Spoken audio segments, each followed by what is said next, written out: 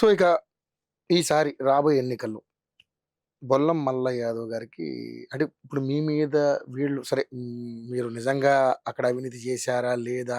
మీ 5 ఏళ్లలో మీరు మంచి చేశారా? చెడు చేశారా? అనే విషయం పక్కన పెడితే సరే వచ్చినటువంటి ఏదైతే ఇటు కాంగ్రెస్ ప్రత్యర్థులు చేసినటువంటి మీ మీద చేసినటువంటి ఒక బురద జల్లే కార్యక్రమం ఏదైతే ఉందో దాని ఆధారంగా చేసుకొని ఈరోజు మీరు ఓడిపోయారనేది ఒక రకమైనటువంటి ఉందని మీరు అంటున్నారు. కానీ ఇవన్నీ కూడా అధిష్టానానికి కాస్త మీ మీద ఒక రకమైనటువంటి రిపోర్ట్ ఎళ్ళింది. దానివల్ల ఈసారి మీ సీటు మార్పు జరుగుద్ది అనేది కొంత నాకు ఆ నియోజకవర్గం నుంచి వినిపిస్తున్నటువంటి అంశం. దీనికి ప్రత్యామ్నాయంగా ఎవరో ఎన్ఆర్ఐ ఒక ఆయన ఉన్నాడు. సో, ఈసారి సీట్ ఆయనకెళ్తదని అంటున్నారు. ఇందులో నిజముందంటారా? ఇప్పుడంటే ఈ ఆరోపణలు వచ్చినాయి మారుతాయి అని అంటున్నారు. మరి మామూలుగా 2005 నుంచి నేను చేస్తున్నప్పుడు ఎప్పుడు కూడా నాకు వస్తదని చెప్పలేదు. ఆయనకేడ సీట్ వస్తదని ప్రతిసారి ప్రచారం జరిగిందిగా మరి. కరెక్టే. హ్మ్. 2009లో నేను కాంగ్రెస్‌లో ఉన్నా. ఆయనకేడ సీట్ వస్తదన్నారు. నాకే సీట్ ఇచ్చిండ్రు రాజశేఖర రెడ్డి గారు. చివరి క్షణాల్లో వాళ్ళ శక్తిని ఉపయోగించి పెద్ద పెద్ద పారిశ్రామికవేత్తలు దీంట్లో ఇన్వాల్వ్ అయ్యి వాళ్ళ స్వలాభాల కోసం, స్వార్థం కోసం టికెట్ మార్పిచ్చారు. అది వేరు. 2014లో కూడా అదే రకంగా జరిగింది. నేను 2012లో టీడీపీలో జాయిన్ అయితే ఇప్పటివరకు చాలామంది ఉద్దండులు ఇక్కడ చాలామంది అయిపోయారు. ఇక్కడ ఉన్నోళ్ళని కాదని ఏడిస్తారు అది ఇది అని చెప్పారు. అప్పటి వరకు కిందన మీదన పడి ఏయో ప్రలోభపెట్టి టికెట్ తెచ్చుకున్న వాళ్ళని కూడా కాదని చెప్పేసి చంద్రబాబు నాయుడు గారు సంవత్సరాల కాలంలో నాకు కూడా టికెట్ ఇచ్చింది కదా. మళ్ళీ 2014 అయిపోయి 2018కి వచ్చేటప్పటికి నేను పార్టీలో కూడా లేను. ఆ పార్టీ కూడా కాదు. అయినా కానీ కేసీఆర్ గారు పిలిచి టికెట్ ఇచ్చిండ్రు కదా.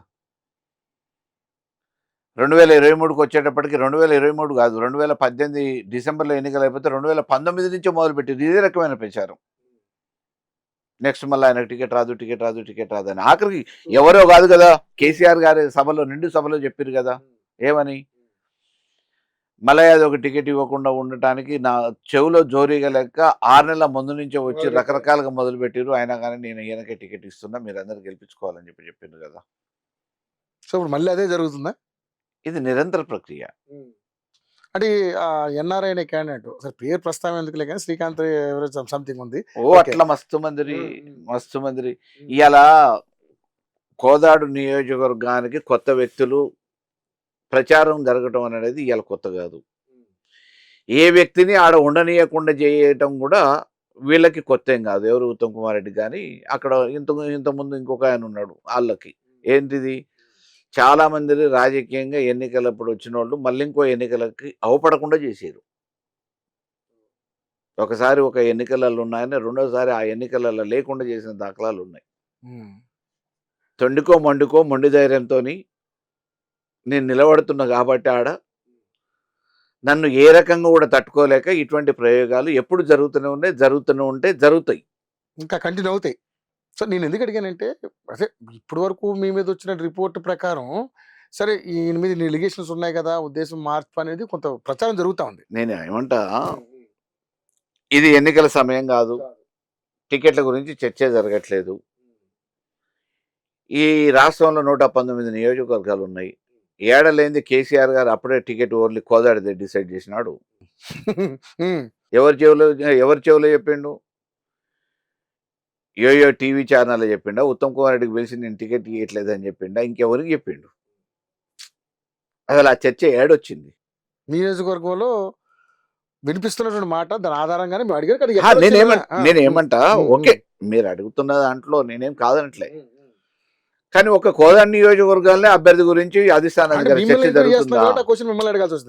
వేరే నియోజకవర్గాలలో కూడా ఉందా? మార్పు ఉందంట. ఎందుకంటే మార్పు కాదు గతంలో కేసీఆర్ గారు కొంతమందిని మార్చకపోవడం వల్ల ఈరోజు అధికారం కోల్పోయారనేది కూడా పెద్ద ఎత్తున ప్రచారం జరిగింది.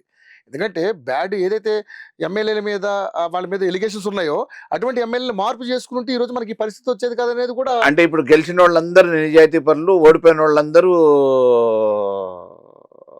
తప్పు చేసిన వాళ్ళ. అంటే ఇప్పుడు అసెంబ్లీలో ఉన్నోళ్ళు ఏ పార్టీలో గెలిచిన వాళ్ళు అంతా నిజాయితీ పరులు, నిస్వార్థ పరులు, సత్యహరిశ్చంద్రుడు, శ్రీరామచంద్రుడు, మిగతా వాళ్ళందరూ కాదా? మీ దాని ప్రకారం రాజకీయాల వల్ల ఎవరి మీద ఆరోపణలు లేవు? రాజశేఖర రెడ్డి మీద ఆరోపణలు లేవా? చంద్రబాబు నాయుడు మీద ఆరోపణలు లేవా? జగన్ మీద ఆరోపణలు లేవా? కేసీఆర్ గారి మీద ఆరోపణలు లేవా? కేటీఆర్ గారి మీద ఆరోపణలు లేవా? ఇవాళ గెలిచిన వాళ్ళ మీద ఆరోపణలు లేవా?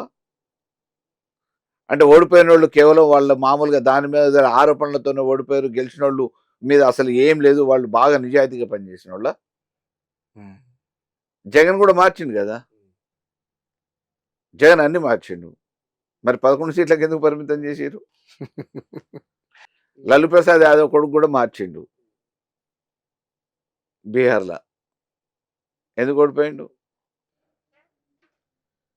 సో మరి సరే సార్, మరి మీ నియోజకవర్గంలో మీ మీద వస్తున్నటువంటి ఈ ఎలిగేషన్స్ కానీ, మీ మీద బురద జల్లే కార్యక్రమాలు కానీ ఏ విధంగా తిప్పుకూడదాం అనుకుంటున్నారు? అసలు ఏంటి మీ కార్యాచరణ ఏంటి? ఎందుకంటే బొల్లం మల్లయ్య యాదవ్ గారు అంటే ఒక యంగ్స్టర్, మంచి నాయకుడు. ఎందుకంటే ఎప్పటి నుంచో ఫైట్ చేస్తున్నటువంటి వ్యక్తి అని ఒక మంచి పేరు ఉంటూనే కొన్ని ఎలిగేషన్స్ మీ మీద వచ్చినప్పటికి కూడా బట్ దాన్ని ఏదో మేనేజ్ చేసుకుంటూ వెళ్తున్నారు. ఏంటి మరి నెక్స్ట్ ఎలాగా? మీ దాంట్లోనే సమాధానం ఉంది. అన్ని రకాలుగా పోరాటం చేసి ధీటుగా నిలబడతాడు కాబట్టి తట్టుకోలేక ఏ రకంగానైనా నిర్వీర్యం చేయాలి, నిరుత్సాహంగా ప్రజల దగ్గరకు ఒక మెసేజ్ తీసుకుపోవాలనే ఉద్దేశంతోనే ఏ సంబంధం లేని కేసులలో కూడా ఇరికియాలనే ప్రయత్నం చేస్తూ బురద జల్లే ప్రయత్నం ఆనాటి నుంచి ఈనాటి వరకు జరుగుతూనే ఉంది, రేపు జరుగుతూనే ఉంటుంది. వాళ్ళు రాజకీయంగా నాతోని ఎదుర్కోలేక, తలపడలేక, రాజకీయంగా నాతోని పోటీ పడలేక చేసే ప్రయోగం ఏంది అనంటే ఈ దొడ్డిదారి ప్రయోగం, ఇటువంటి దుష్ప్రచారాలు చేయటం, ఇటువంటి అంటగట్టడం. సో మీ మీద వచ్చినటువంటి ఎలిగేషన్స్ లో ప్రూవ్ చేయగలిగితే మీరు దేనికైనా రెడీ అయినా? నడి బజార్లో అప్పటికప్పుడు ఈ దేనికైనా సిద్ధమే. ఓకే. ఇవాళ అధికారం కోల్పోయినాం కదా, 2.5 సంవత్సరాలు అవుతుంది కదా, నిజంగా నేను చేసి ఉంటే చేయాలి కదా, ఒక్కటైనా ఆరోపణ చేయాలి కదా. సో మీ మీద ఎలిగేషన్స్ నేను చేసింది ఏంది, ఇవాళ వాళ్ళు చేయంది ఏంది? నేనేం చేయలే, నన్ను అన్నారు, కానీ వాళ్ళు అన్ని చేస్తున్నారు ఇవాళ.